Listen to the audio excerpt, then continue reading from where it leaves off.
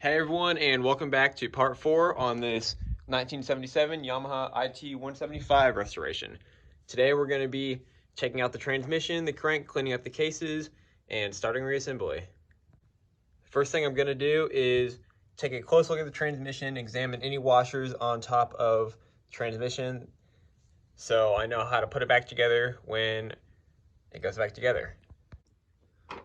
I'm going to go ahead and start by removing these shift fork pins. As you can see, the shift forks fall right out when the pins are removed. This one is being kind of stubborn, so I'm going to go ahead and put the first parts of the transmission in the bag.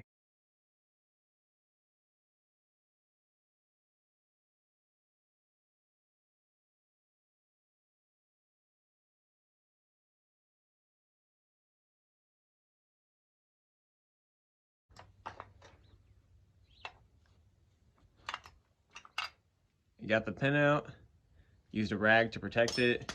As you can see, we didn't gouge up the pin at all.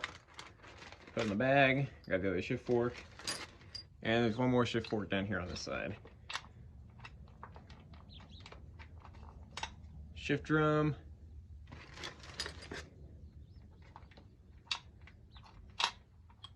Exposes the other shift fork.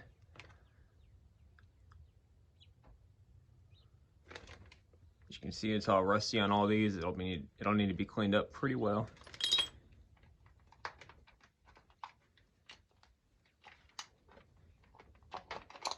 And the trick to the transmissions is both sides need to be removed at the same time. Now, there's no washers on this side or this side, or on the bearings. This side has a washer on this small shaft right here. Fortunately, the crank bearings are so worn that the crank just comes right out. That's not supposed to happen usually. I got to put a puller on it. As you can see, this crank is very rusty. It's going to need to be cleaned up big time. Case halves will also need to be cleaned up.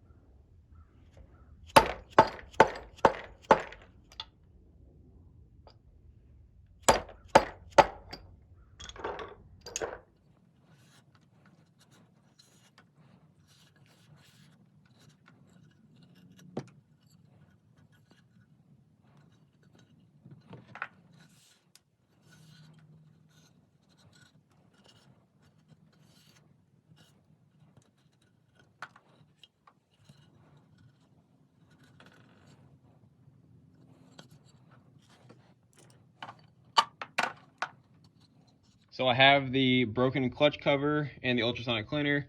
Just gonna add a little bit of soap here to help break the grease free, all this grime, so the JB weld will stick later on. Next, I'm gonna be removing this crank bearing from the right side case.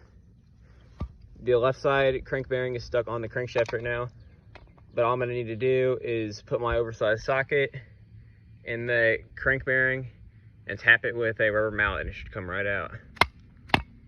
And it's out.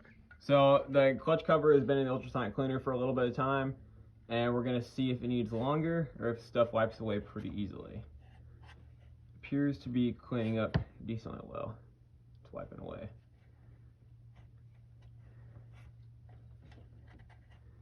And it's starting to harden up everywhere else, so I think it will need a little bit longer. This has been in the ultrasonic cleaner a while. I'm going to stop it and take a look. And it's looking a lot better. Given this is with intermittent scrubbing. About every minute or so, take a toothbrush and a rag, scrub it. I'm going to change out the water and add some Simple Green, and we'll put it back in to see how it looks in a minute. The cleaner has fresh water in it. We got our Simple Green. Let's see how this stuff works.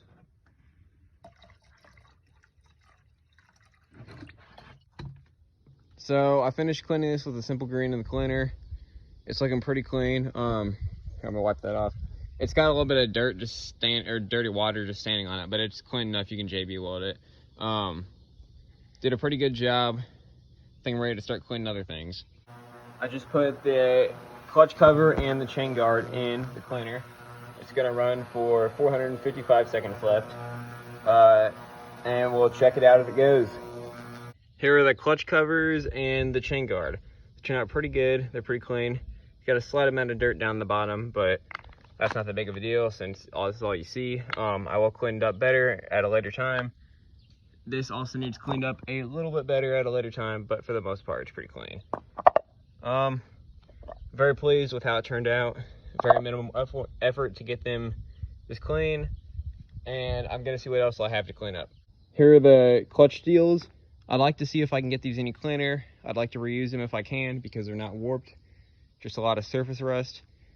Obviously, if they do clean up, I will soak them in oil immediately after they're out so they don't continue to rust.